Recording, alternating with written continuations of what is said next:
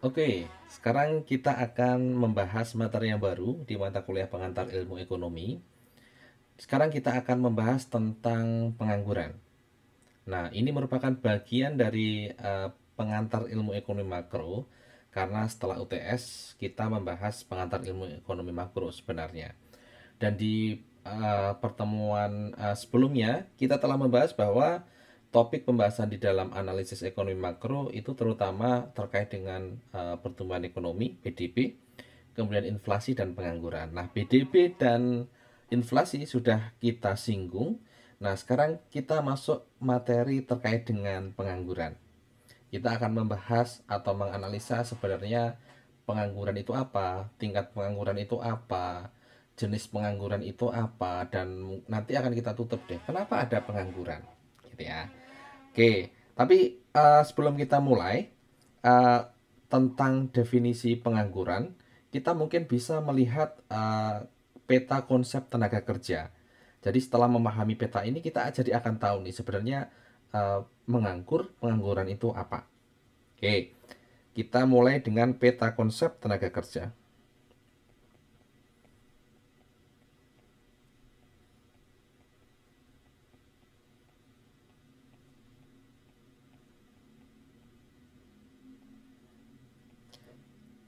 Kita awali dengan kelompok yang paling umum, yaitu penduduk.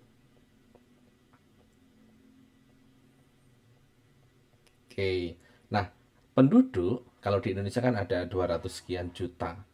Nah, penduduk ini bisa kita kelompokkan menjadi dua nih. Oke. Ada yang usia kerja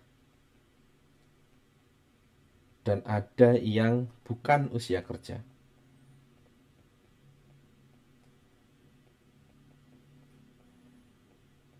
Nah, usia kerja itu apa? Usia kerja itu adalah ya penduduk dengan usia 15 tahun atau lebih. Ini kita kategorikan sebagai penduduk usia kerja. Nah, kalau bukan usia kerja berarti kurang dari 15 tahun. Oke. Kemudian, dari usia kerja ini akan kita kelompokkan lagi. Oke. Ada yang merupakan angkatan kerja,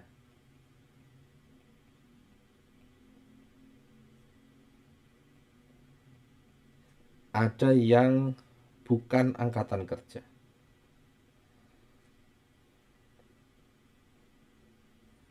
Nah, sekarang kita fokusnya yang bukan angkatan kerja ini. Karena setelah kita mengidentifikasi bukan angkatan kerja, berarti penduduk usia kerja yang bukan bukan angkatan kerja berarti angkatan kerja. Nah, penduduk yang kita golongkan sebagai bukan angkatan kerja itu apa? Yang pertama adalah pelajar.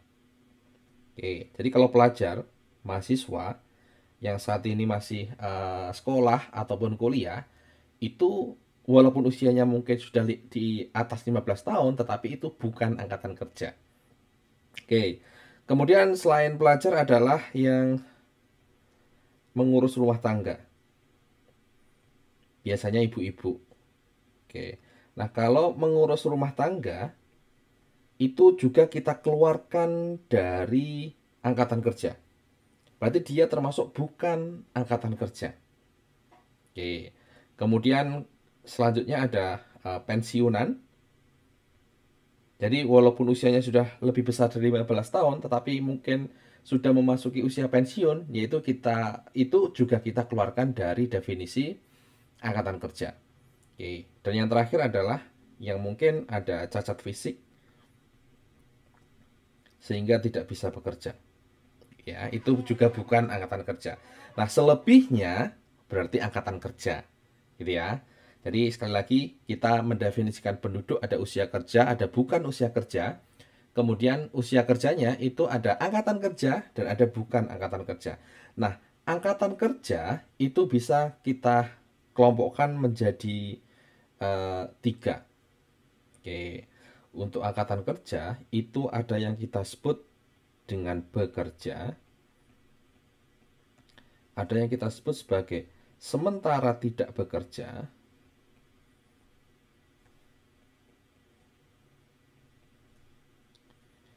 Oke. Kemudian yang terakhir adalah pengangguran, atau lengkapnya sebenarnya adalah pengangguran terbuka. Oke, kita bahas satu persatu nih.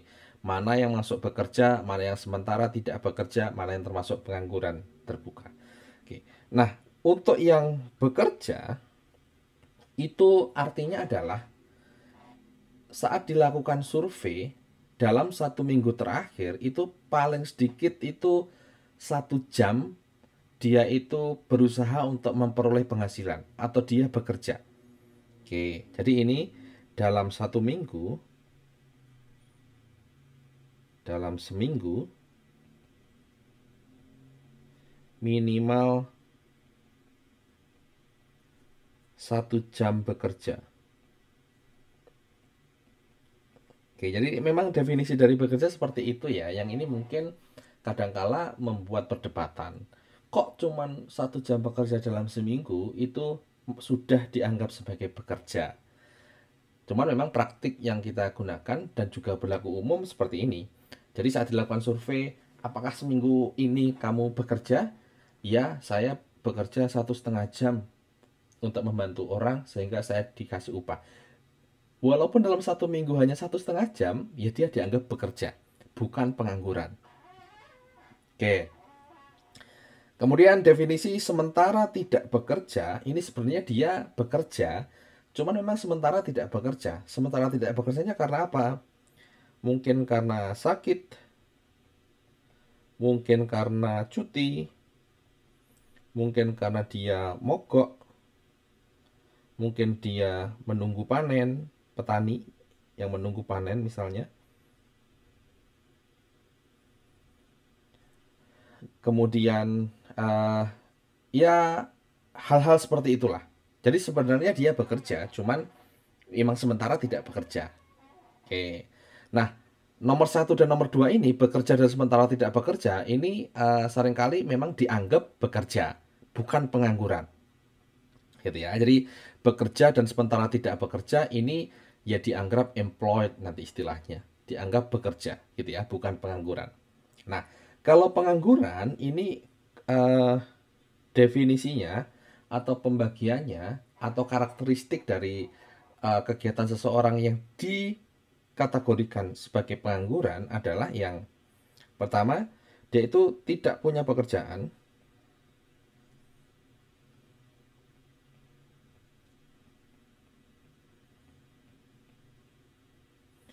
dan sedang mencari pekerjaan. Dia tidak punya pekerjaan, tetapi saat ini dia sedang mencari pekerjaan, maka dia adalah pengangguran. Oke. Kemudian yang kedua adalah dia tidak punya pekerjaan dan dia sedang menyiapkan pekerjaan atau usaha. Dia ingin menjadi wira swasta.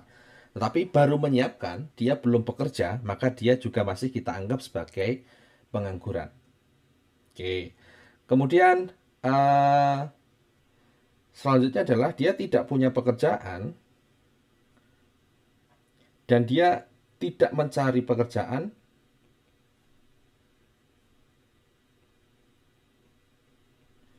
karena memang istilahnya adalah ya karena sudah putus asa atau ada anggapan tidak mungkin memperoleh pekerjaan. Maka ini juga kita anggap sebagai pengangguran. Mendapatkan pekerjaan. Oke. Kemudian kategori yang lainnya adalah dia itu sudah punya pekerjaan, tetapi belum mulai bekerja. Maka dia juga dianggap pengangguran, belum mulai bekerja. Nah, gitu ya, itu definisi dari pengangguran. Jadi, dari sekian angkatan kerja ini kita bisa mengelompokkan secara umum menjadi dua, dia itu bekerja atau dia itu pengangguran. Nah, bekerjanya itu ada yang memang bekerja dan ada yang sementara tidak bekerja. Oke. Nah, Yang sementara tidak bekerja, yang bekerja ini bisa kita kelompokkan lagi nih. Ada golongannya lagi nih yang bekerja ini. Oke, golongannya adalah dia yang bekerja penuh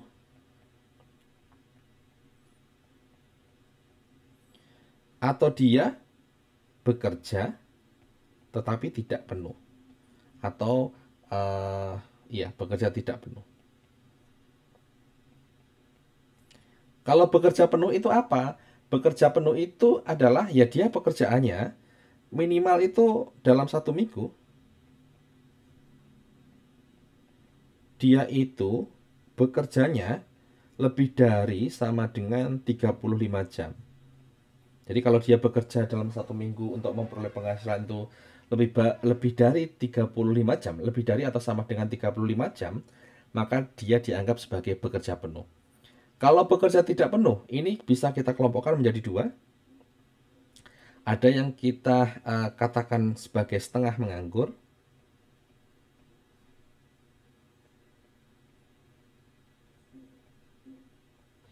Ada yang kita katakan sebagai bekerja paruh waktu.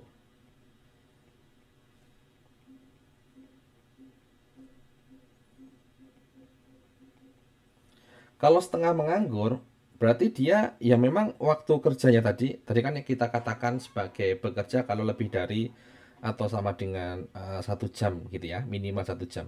Jadi dia waktu bekerjanya adalah ya lebih dari 1 jam, tetapi dia kurang dari 35 jam, dan dia itu masih mencari pekerjaan lain. Dia mencari pekerjaan lain.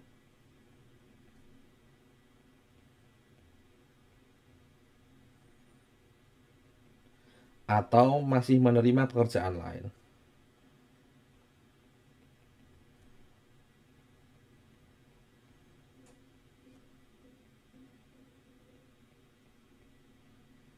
Itu yang kita sebut dengan setengah menganggur. Nah, kalau bekerja paruh waktu, ini sama. Dia waktu bekerjanya ya lebih dari 1 jam, tetapi dia juga sama, kurang dari 35 jam. Tetapi penekanannya adalah memang dia tidak mencari pekerjaan lain. Ya memang dia memutuskan hanya bekerja di waktu itu, bukan terpaksa bekerja dengan waktu yang pendek itu, tetapi memang itu pilihan dia, gitu ya. Ini yang kita sebut dengan bekerja paruh waktu. Dia tidak mencari pekerjaan lain atau tidak mempertimbangkan menerima pekerjaan lain. Oke.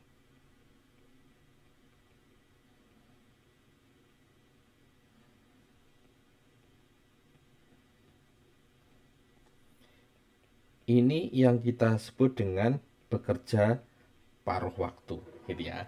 Nah, itulah peta konsep ketenaga kerjaan yang harus kita pahami sehingga kita saat kita nanti mendefinisikan pengangguran itu kita jadi paham seperti apa sih sebenarnya, gitu ya.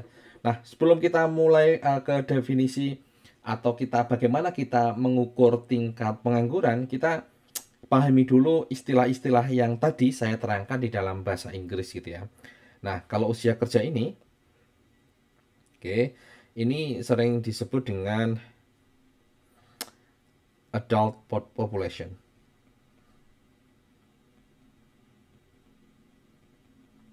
atau working age gitu ya.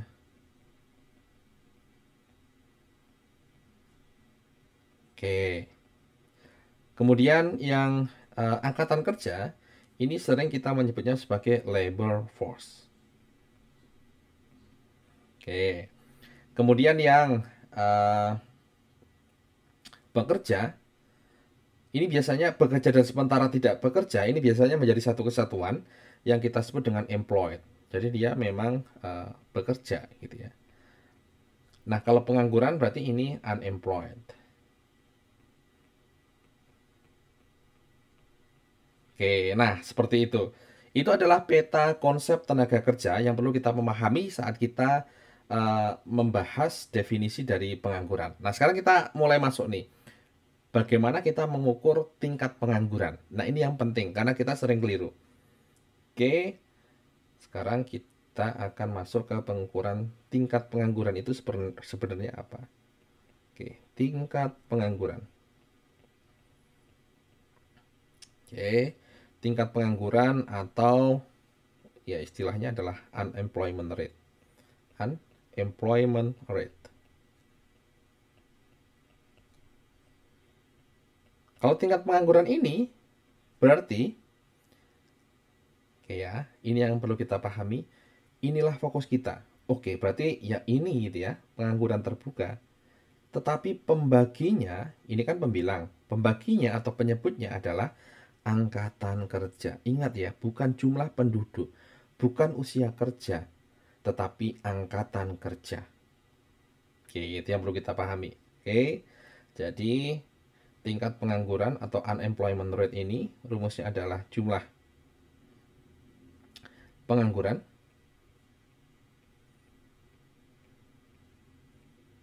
dibagi dengan jumlah angkatan kerja.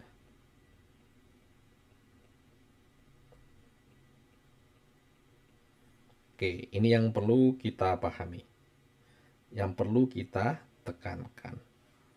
Oke, itu yang pertama definisinya. Kemudian istilah selanjutnya adalah tingkat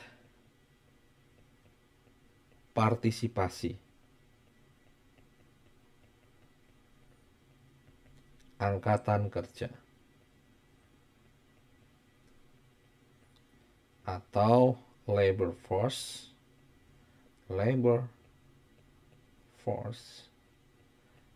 participation rate.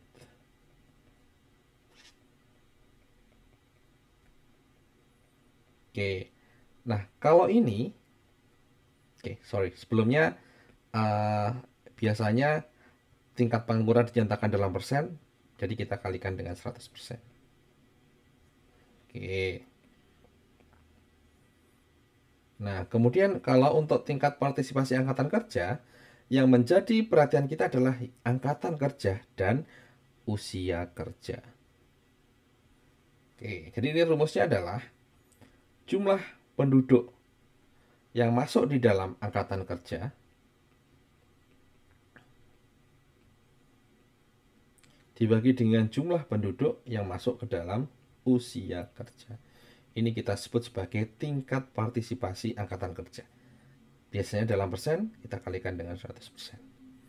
Oke, gitu ya.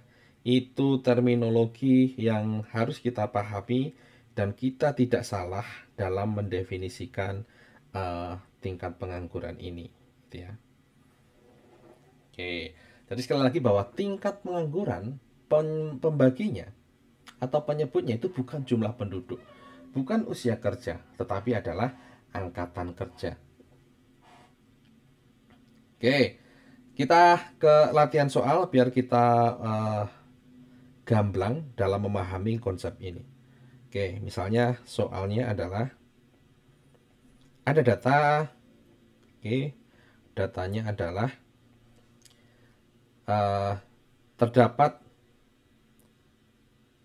140.196.000 penduduk yang bekerja. Oke, atau employed. Oke, kemudian terdapat 14.729.000 ini dia pengangguran, unemployed. Oke, kemudian data selanjutnya adalah terdapat 80.729.000 dia itu not in the labor force. Oke, kemudian kita ditanya nih. Oke, ditanya atau soalnya adalah yang pertama, berapa jumlah adult population-nya dari data itu? Oke, adult population-nya berapa? Oke, kemudian soal yang kedua adalah labor force-nya berapa? Yang ketiga adalah labor force participation rate atau tingkat partisipasi kerja.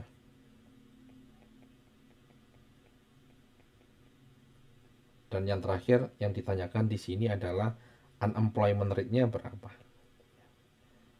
Nah, ada 4 pertanyaan ini dan ini bisa kita jawab dengan menggunakan data yang sebelumnya disampaikan. Oke, yang pertama adalah adult population. Kita lihat dulu konsep kita tadi. Adult population ini berarti pembagiannya adalah angkatan kerja ditambah dengan bukan angkatan kerja. Nah, angkatan kerja terdiri dari employed dan unemployed. Terdiri dari orang yang bekerja, sementara tidak bekerja, dan pengangguran. Jadi kombinasi dari semuanya ini adalah usia kerja. Oke, jadi di sini adult population-nya ya employed ditambah unemployed dari data tersebut ditambah dengan not in labor force. Gitu ya. Jadi ya 140 juta 196.000 ditambah 14 juta 729.000 ditambah dengan 80 juta 729.000. Oke. Ini adalah 235 juta 654.000. Ini adalah adult population atau working age population, usia kerja, penduduk usia kerja. Nah, kalau labor force ini terdiri dari employed dan unemployed. Orang yang bekerja, sementara tidak bekerja, dan juga pengangguran. Oke, karena bekerja dan sementara tidak bekerja biasanya kalau di konsep mungkin di soal ini dianggap employed gitu ya, dianggap bekerja. Oke, jadi ini adalah ya akumulasi dari kedua ini. Berapa ini? Ini adalah 154 juta 925.000 penduduk. Oke. Kalau labor force participation rate, ingat ini rumusnya adalah angkatan kerja dibagi dengan usia kerja. Oke, berarti ini adalah angkatan kerjanya tadi adalah 154.925 dibagi dengan usia kerjanya adalah 235 juta. Oke, kita kalikan dengan 100%. Berapa ini? Ini adalah 65,74%. Gitu ya. Kemudian kalau unemployment, ya ini jumlah unemployment dibagi dengan angkatan kerja. Oke. Jadi ini dibagi dengan labor force. Oke. Jumlah pengangguran tadi adalah 14.729 dibagi dengan labor force-nya tadi adalah 154.925.000. Oke, kita kalikan dengan 100%. Nilainya adalah 9,51%. Inilah tingkat pengangguran dari data itu, gitu ya. Oke, seperti itu. Nah, sekarang kita akan membahas tentang jenis-jenis pengangguran. Oke, sekarang kita akan membahas tentang jenis pengangguran. Oke, kita akan membahas tentang jenis pengangguran. Nah, pengangguran itu secara umum bisa kita kelompokkan menjadi 3. Oke, yang pertama kita sebut dengan pengangguran friksional.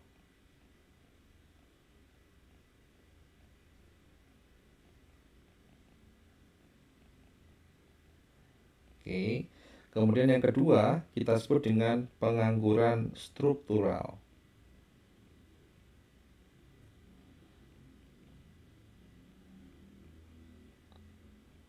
Dan yang ketiga ini kita sebut dengan pengangguran siklikal atau siklis.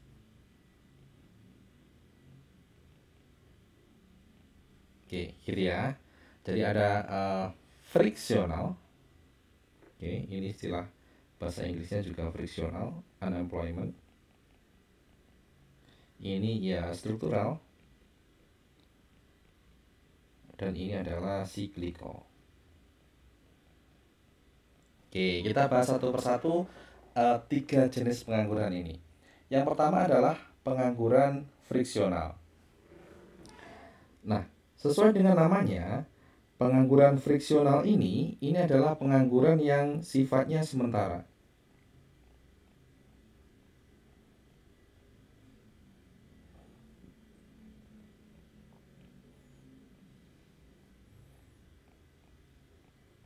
Oke. Karena apa pengangguran sifatnya sementara ini? Karena memperoleh pekerjaan itu butuh waktu.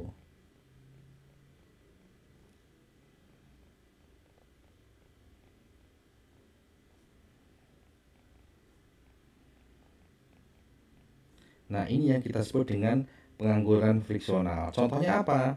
Contohnya adalah ya pengangguran karena orang baru selesai sekolah atau kuliah. Oke. Kemudian memang baru saja di PHK, sehingga dia untuk sementara pengangguran. Bukan sementara menganggur ya, sementara tidak bekerja ya, tapi ini ya memang tidak punya pekerjaan, tetapi ini relatif sifatnya adalah sementara. Oke, ini yang kita sebut dengan pengangguran friksional. Oke, nah di sini yang menjadi pertanyaan adalah bagaimana kebijakan gitu ya terhadap hal ini. Nah, kita bicara kebijakan nih. Nah, terkait dengan pengangguran friksional ini, karena ini sifatnya sementara dan juga dan juga ini terkait dengan PHK misalnya, maka kebijakan yang bisa dilakukan pemerintah adalah yang pertama ya dengan melakukan pelatihan. Oke. Kemudian yang kedua adalah dengan menyelenggarakan bursa kerja, sehingga informasi terkait dengan lowongan pekerjaan itu bisa segera diperoleh oleh pengangguran friksional ini, sehingga dia lebih cepat untuk memperoleh pekerjaan dan keluar dari pengangguran gitu ya. Itu yang kita sebut dengan pengangguran friksional. Intinya ini sifatnya sementara. Oke, sekarang kita beralih ya jenis pengangguran yang kedua. Ini kita sebut dengan pengangguran struktural. Jadi ini sifatnya lebih permanen. Permanen artinya jangka panjang, permanen. Atau bukan sementara gitu ya, tidak sementara. Dia jangka panjang ya. Jangka panjang. Oke, nah penyebabnya apa? Penyebabnya ada berbagai macam penyebab kenapa terjadi pengangguran yang kita kategorikan sebagai pengangguran struktural ini gitu ya. Yang pertama adalah karena memang mismatch antara skill ya, karena memang skillnya tidak cocok dengan yang dicari oleh perusahaan gitu ya. Ya memang ini karena skillnya rendah aja. Oke, skillnya rendah. Oke. Kemudian penyebab yang kedua terkait dengan mengapa terdapat pengangguran struktural ini misalnya adalah kendala bahasa. Ini biasanya imigran gitu ya kalau di luar negeri. Atau mungkin ada diskriminasi. Dan yang ketiga penyebabnya ini nanti akan kita bahas lebih lanjut, tetapi intinya ini terkait dengan rigiditas upah. Apa itu rigiditas upah nanti kita bahas ya. Tapi kita hold dulu. Tapi intinya seperti itu. Oke. Nah, dua pengangguran ini, pengangguran friksional dan pengangguran struktural ini itu ada. Oke, jadi pengangguran jenis ini itu dia itu sifatnya adalah ada walaupun perekonomian berjalan normal. Perekonomian sedang berjalan normal.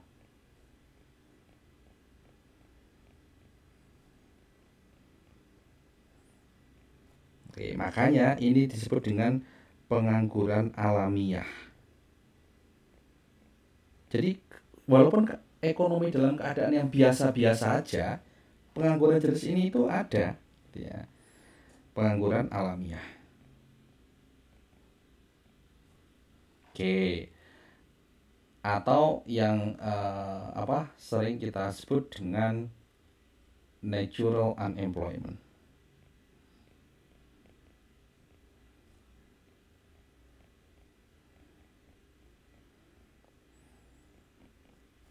Oke. Ya orang baru di PHK ya keadaan normal juga wajar. Orang baru lulus sekolah, lulus kuliah belum memperoleh pekerjaan kan tetap ada. Atau mungkin yang sifatnya struktural atau jangka panjang ya ada, ya. Dengan catatan sekali lagi walaupun perekonomian berjalan normal, ini itu ada, gitu ya. Nah, kemudian yang ketiga, jenis pengangguran ini adalah pengangguran siklikal. Nah, pengangguran siklikal ini berkebalikan dengan dua sebelumnya. Kalau dua sebelumnya itu perekonomian normal. Kalau pengangguran siklikal ini adalah ya pengangguran saat perekonomian sedang resesi.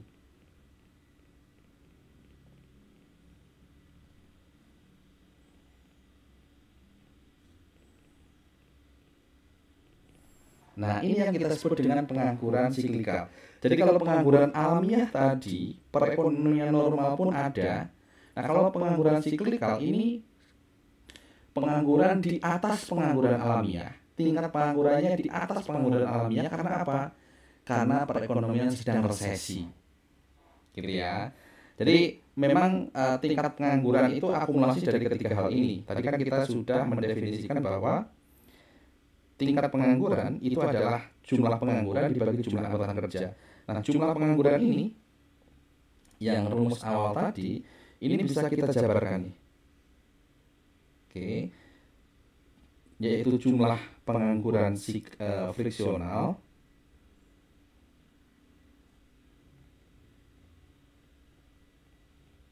ditambah jumlah pengangguran struktural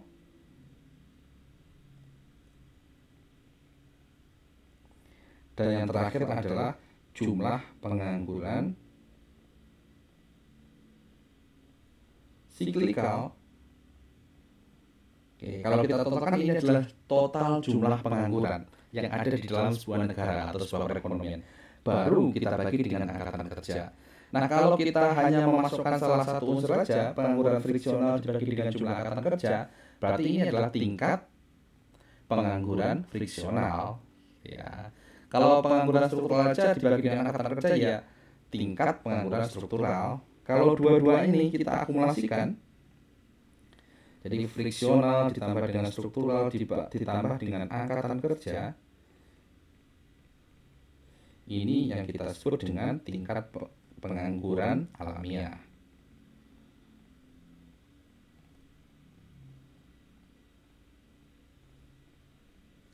Oke. Kalau pengangguran siklikal dibagi dengan angkatan kerja, oke, struktural. Kalau ini siklikal,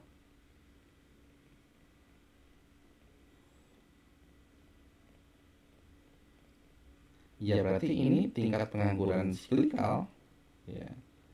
Ini ya kita sebut dengan tingkat pengangguran siklikal.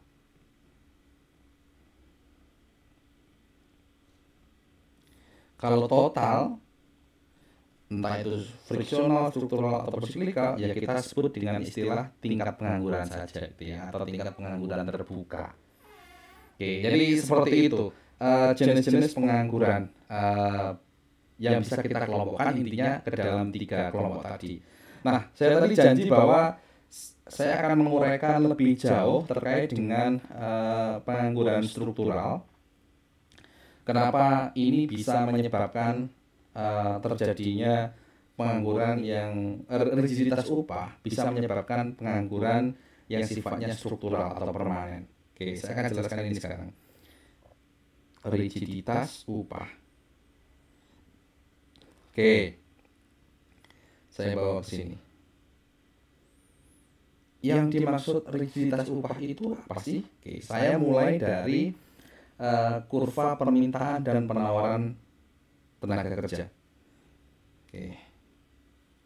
Kurva permintaan dan penawaran sudah pasti sumbu horizontalnya adalah quantity. Nah, karena ini tenaga kerja, maka ini quantity of labor. Saya sebut saja labor.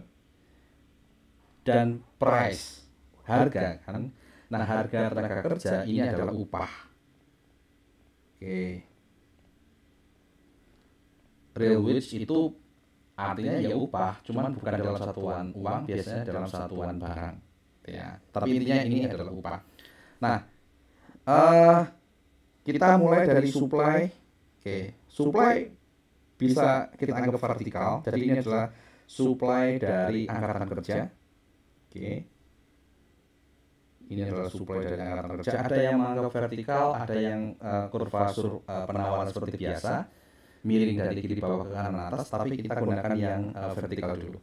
Dan ini adalah permintaan tenaga kerja. Oleh siapa? Ya oleh perusahaan gitu ya. Ini adalah demand. Nah, seharusnya kalau ini terjadi, maka semua orang akan bekerja.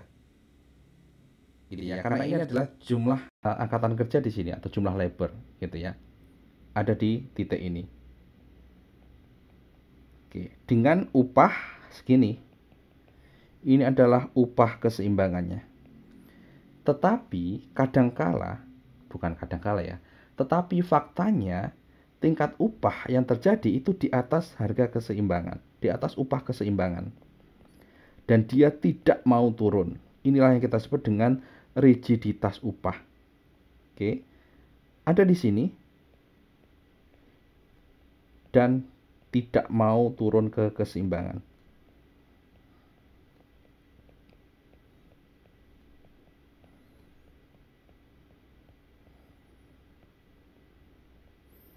Maka kita katakan rigid gitu ya, rigiditas gitu ya, sticky, kaku gitu ya. Nah, saat upah ada di atas upah keseimbangan, apa yang terjadi? Ini lihat, supply-nya ada di sini, permintaannya di sini, maka inilah pengangguran struktural tadi gitu ya, karena ini supply-nya di sini, ini demand-nya di sini. Kelebihan supply artinya apa? Artinya ya pengangguran. Oke, nah pertanyaannya adalah kenapa terjadi rigiditas upah tadi? Oke, apa sebenarnya penjelasan kenapa kok upah itu rigid dan tidak mau turun? Ada beberapa teori yang bisa kita gunakan. Yang pertama, karena ada kebijakan upah minimum. Nah, kebijakan upah minimum ini ada plus minusnya gitu ya. Oke, jadi kebijakan upah minimum ya seperti yang saya gambarkan tadi gitu ya. Ini labor, ini wage, ini ada demand dan ada supply. Supply tadi ya bisa yang seperti tadi gitu ya. Ini seharusnya di sini, tetapi kebijakan upah minimum bisa menjadi floor gitu ya. Ada di sini misalnya. Ini adalah upah minimum. Akibatnya apa? Akibatnya supply-nya di sini, demand-nya di sini. Ada apa? Ada pengangguran.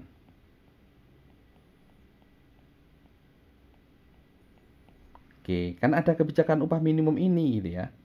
Nah, jadi kebijakan upah minimum itu ada plus minusnya deh. Plus dan minusnya tadi gitu ya. Plusnya apa? Kenapa orang ada kebijakan upah ini? Karena ini bisa melindungi kelompok rentan atau kelompok miskin. Jadi upahnya ya bisa meningkatkan tingkat kehidupan mereka, kesejahteraan mereka, kelompok rentan atau miskin. Di satu sisi, ya ini akan terjadi pengangguran, gitu ya. Jadi ada plus minusnya kebijakan ini. Oke, itu teori yang pertama. Kenapa ada rigiditas upah? Upah tidak mau turun tadi. Karena ada kebijakan upah minimum. Penyebab yang kedua, kenapa terjadi rigiditas upah tadi adalah karena adanya monopoli serikat pekerja.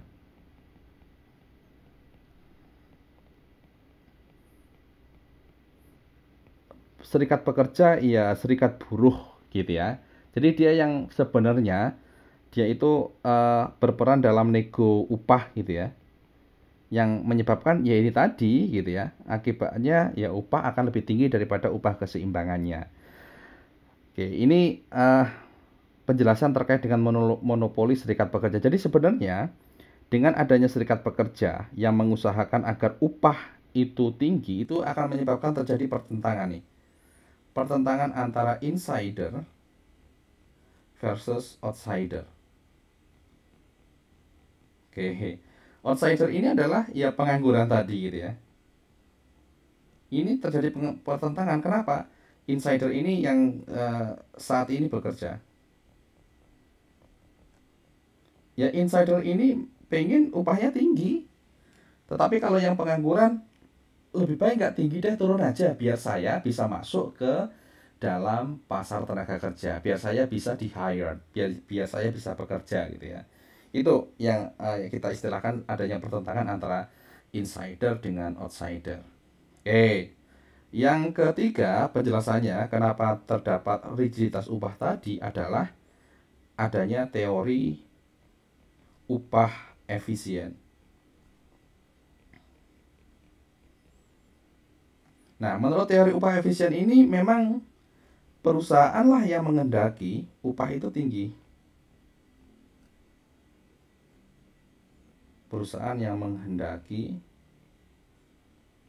upah itu cenderung lebih tinggi daripada upah keseimbangan. Oke. Nah, pertanyaannya adalah kenapa perusahaan kok menghendaki upah itu tinggi? Bukannya dia itu kalau upahnya rendah itu akan menguntungkan dia. Tetapi ada beberapa dampak positif saat upah itu tinggi. Oke. Yang pertama, dengan upah tinggi berarti ini akan menyebabkan perbaikan nutrisi pekerja. Perbaikan nutrisi pekerja ini akan meningkatkan produktivitas. Itu penjelasan yang pertama. Gitu ya. Jadi upah tinggi, makanan terjamin, artinya nutrisi terjamin, gizi, jumlah, kalori, sehingga produktivitas karyawan akan tinggi. Oke, jadi ya perusahaan lah yang menghendaki upah itu relatif tinggi. Kemudian yang kedua adalah dengan upah tinggi ini akan mengurangi labor turnover. Perpindahan antar pekerja itu akan rendah. Sehingga kembali lagi produktivitasnya akan tinggi. Yang ketiga, dengan upah tinggi ini akan mencegah pekerja pindah ke perusahaan lain gitu ya. Terutama pekerja-pekerja yang produktivitasnya tinggi atau yang kualitasnya tinggi. Ini sebenarnya masih terkait dengan labor turnover tadi gitu ya. Yang keempat, dengan upah tinggi ya ini akan menyebabkan kinerja karyawannya akan tinggi juga. Kinerja dari pekerja itu akan tinggi.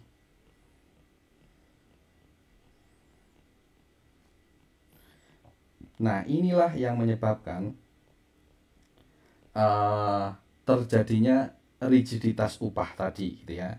Jadi ada 3 hal yang bisa kita jelaskan kenapa kok terdapat rigiditas upah sehingga menimbulkan tadi adanya pengangguran yang sifatnya lebih permanen. Salah satu penyebab pengangguran sifatnya lebih permanen, gitu ya. Oke, mungkin penjelasan saya terkait dengan pengangguran seperti ini saja. Oke, silakan video ini dipelajari. Jadi nanti saat kita ketemu di kelas, kita langsung tanya jawab atau mengerjakan soal-soal, gitu ya. Oke, jadi seperti itu. Selamat belajar semuanya.